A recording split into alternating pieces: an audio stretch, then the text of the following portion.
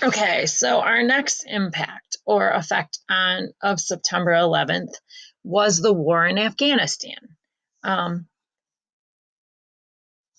this this was drove the Americans as well as other countries throughout the world to consider going in and caught like attacking Afghanistan. So we're going to talk a little bit about this. The terrorist attacks were denounced by governments worldwide. So the governments of other countries and throughout the world did not agree with what happened. They were upset. And I think they were probably, if you asked them, they were probably worried that something like that could happen in their own country. Countries offered pro American support and solidarity, which meant that they came together and they wanted to help out as much as they could. Tens of thousands of people attempted to flee Afghanistan following the attacks, fearing a response by the United States. Approximately 1 month after the attacks, the United States led a coalition, so like a group of international militaries called NATO. So they had a group of countries that all came together to overthrow the Taliban regime from Afghanistan for harboring of Al Qaeda and protecting Osama bin Laden. Other countries, such as Canada, Germany, and Britain, supported the efforts of the United States in their invasion of Afghanistan. The US and its allies drove the Taliban from power and built military bases near major cities across the country.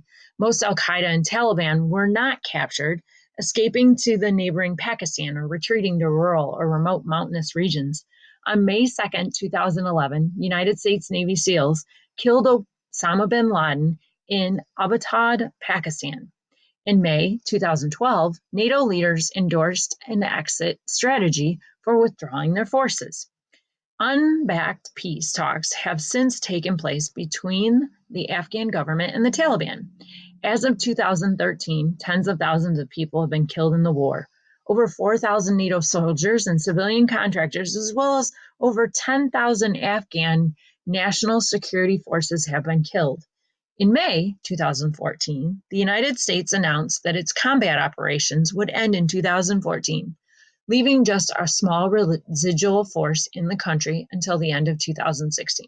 So basically, they had decided that they were going to start pulling out and sending their troops home, but they were going to leave some. And here's some pictures, and here's a map of the area where we were fighting. Okay, so there's Afghanistan, and you can see Pakistan runs along the border of Afghanistan. So a lot of people would flee, they could flee across the border.